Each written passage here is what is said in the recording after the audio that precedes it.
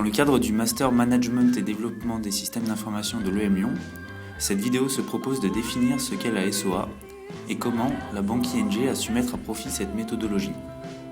La première partie définit ce qu'est la SOA et quelles sont les différences avec une architecture de système d'information classique.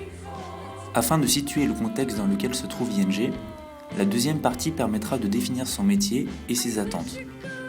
Comment le groupe ING a-t-il adopté cette démarche SOA sur une partie importante de son métier ?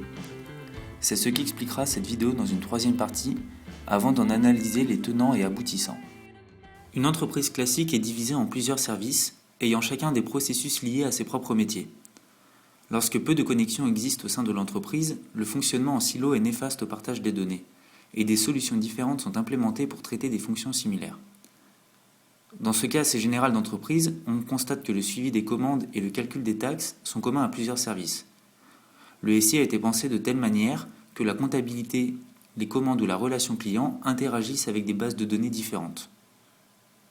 L'architecture orientée service propose de voir les différentes entités de l'entreprise comme des consommateurs de services sans leur associer de spécificité. Les fonctions vues précédemment sont détachées de leurs entités et sont modélisées de manière à ce qu'elles correspondent au plus près au métier de l'entreprise. Ces fonctionnalités sont alors considérées comme des fournisseurs de services. Chaque service n'est donc développé qu'une seule fois et a accès aux mêmes informations que dans un schéma traditionnel. Les nouvelles applications peuvent utiliser les briques existantes et s'assurent ainsi de la cohérence avec le reste du SI. L'idée est de cesser de construire la vie de l'entreprise autour d'applications pour faire en sorte de construire une architecture logicielle globale décomposée en services correspondant au processus métier de l'entreprise. ING est une institution financière d'origine hollandaise qui offre des services bancaires, d'investissement et d'assurance vie pour les particuliers comme pour les professionnels. Sa présence à l'international est une composante forte de son positionnement stratégique. À titre d'échelle, le groupe a réalisé plus de 50 millions d'euros de bénéfices en 2011 en employant plus de 70 000 personnes. Pour continuer sa croissance et assurer la pérennité de son organisation, le groupe ING s'est penché sur les problèmes auxquels il était confronté et a constaté les points suivants. Premièrement, les logiciels utilisés étaient souvent dépassés.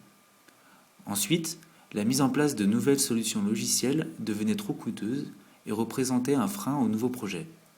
Enfin, sa dépendance vis-à-vis des solutions en place restreignait fortement le nombre de fournisseurs logiciels possibles. Le choix a donc été fait de bâtir une architecture orientée service pour remplacer une architecture en silo en des services indépendants offrant une plus grande souplesse à l'entreprise. Pour faciliter la mise en place de la SOA, ING a décidé de rejoindre le réseau BIAN, regroupement de banques et d'acteurs du monde informatique. Le réseau BIAN a pour but de construire le futur des services bancaires. Il compte 35 membres, dont 15 banques et 20 intégrateurs systèmes et éditeurs.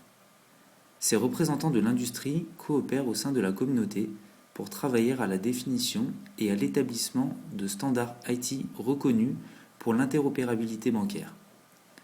Ils aident ainsi les banques à réduire significativement leurs coûts d'intégration, qui peuvent parfois représenter jusqu'au triple des coûts d'acquisition initiaux des logiciels.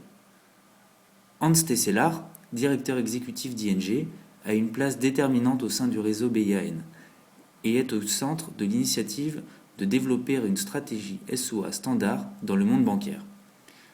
Le BIAN a des participants venant du monde entier, à la fois pour les banques et pour les fournisseurs de renom tels que SAP ou Microsoft. Cette partie illustre le cas d'ING Card, une division du groupe ING qui a adopté une démarche SOA à travers son projet NCS pour New Card System. Le business d'ING Card combine deux services, le paiement et le crédit à la consommation. ING doit travailler avec les deux principales marques de cartes de crédit, Mastercard et Visa, qui possèdent presque l'intégralité du marché mondial. Dans ce projet, plusieurs challenges ont influencé les choix IT. D'abord, la nécessité de créer un nouveau système de gestion de la relation client afin d'intégrer la solution NCS. Ensuite, la volonté de diriger le métier d'ING vers les canaux directs, qui sont Internet ou les centres d'appel, avec la gestion des comptes bancaires en ligne. Ensuite, avoir un système capable de gérer les risques liés aux fraudes et au crédit. Puis, dans la perspective d'un développement international de la solution, avoir un système assez flexible pour être déployé dans des zones géographiques différentes. Enfin, être capable de s'intégrer aux processus existants. Il était donc nécessaire d'assurer une solution permettant aux clients via le site internet et au centre d'appel via internet d'accéder en parallèle aux informations du compte via des interfaces différentes. Pour obtenir la souplesse souhaitée, la solution a été construite selon 3 principes fondamentaux. Premièrement, une architecture en couches. Deuxièmement, une orientation service. Troisièmement, la possibilité de personnaliser facilement les caractéristiques des produits proposés aux clients. La couche de données représente la base de données du système NCS. La couche business appelle les fonctions de la couche service et les imbrique selon les besoins. La couche service est l'ensemble des fonctions développées basées sur le métier d'ING. La couche présentation possède plusieurs entrées. Une dans un environnement web accessible par le client pour la gestion de son compte. Une autre pour le centre d'appel avec des fonctionnalités supplémentaires.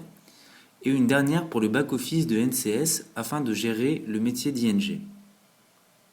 En conclusion, la couche service s'est montrée être la plus importante des 3 principes car elle a permis d'assurer un déploiement à l'international et a également permis d'augmenter considérablement les connexions entre le système et les processus réels. Les leçons tirées par ING de cette implémentation sont principalement que toutes les personnes doivent être correctement préparées aux architectures SOA, à la fois les managers IT et développeurs, car les fonctions développées se doivent d'être génériques et réutilisables. De même, les décideurs stratégiques doivent avoir une vision claire des possibilités d'évolution d'une telle architecture lorsqu'ils travaillent sur le business model de l'entreprise.